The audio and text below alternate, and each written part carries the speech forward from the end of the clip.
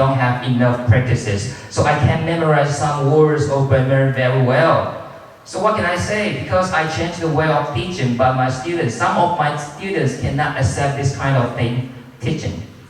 I don't know. But what I saw is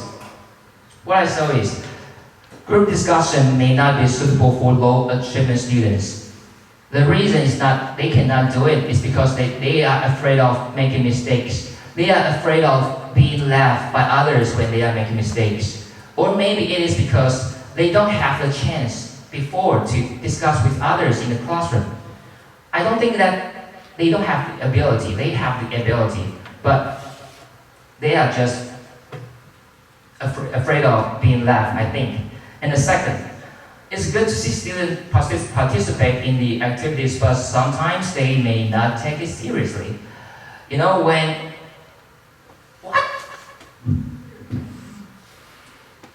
It's over? Really?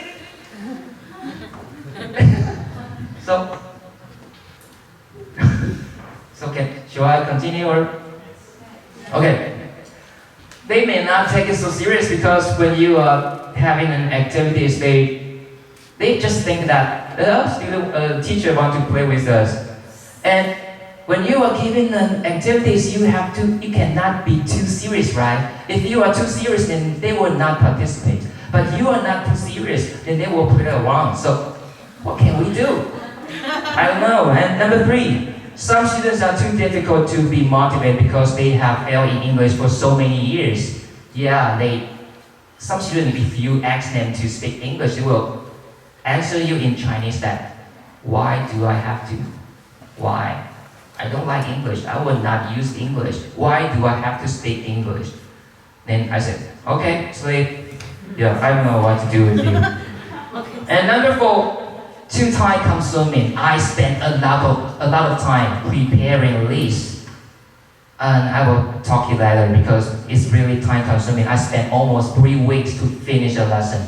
And teachers will say, too slow, no time to practice, no good.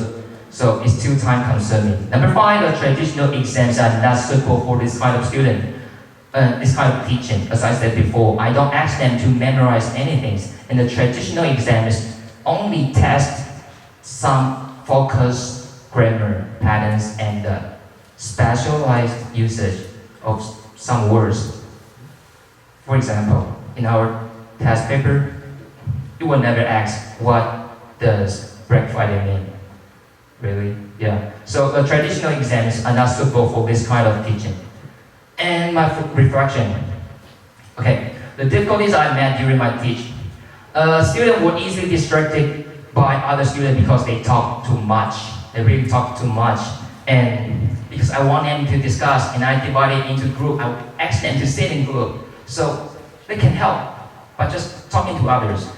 So, and then second one is some activities were limited because of the textbook. We all know that the textbook, the material, the reading, the dialogue is boring and sometimes stupid to some students. But if you want to really use these things, you got to rewrite it by yourself. But if you can write a whole textbook, why do you have to be a teacher? You can be a writer or a publisher or something. So, I don't know. And number 3, it took too much time to teach the whole lesson. I said I spent 3 whole weeks to finish a lesson. It's too slow. And number 4, students can make the best use of their learning styles. This is very, very serious because I tell what their learning styles are, but they cannot really make the best use of it. And I think that is because they are still used to the old way of learning. When you ask them to find out the answer, they expect others or the teacher will tell them the answer, but I will not tell them the answer this time. So they don't know how to find out the answer. They don't know what I mean when I tell them your learning style is something. You got to use your eyes, your listening, or you got to do something. They don't know what does the learning style means. And the number 5, the most important one, the pressure from others. Others means other teachers and parents. And when I was doing this project, the home teacher of this class come to me many times and tell me that some of the parents are not happy about this. Because the students said that you just ask them to play games and have no test. And because of I don't give them any tests, I become a bad teacher, they call.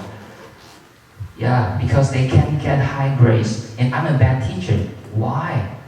So ridiculous. So, final slide.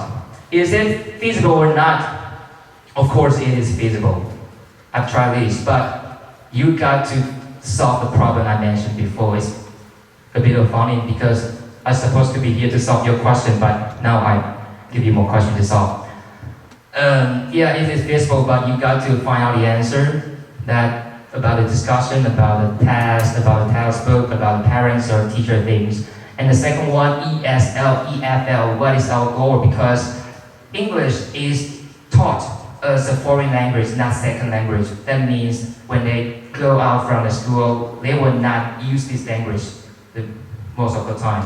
So most students only think English is a tool to pass exams. But if we cannot change this kind of thinking, then it is more difficult for us to carry out creative teaching. Creative teaching will go nowhere if we still think English is just a tool to pass the exam. So my conclusion is that I may try this one more time in summer or winter vacation session, but not during the semester. Yeah, I still doing this in my English club and in the English talented class.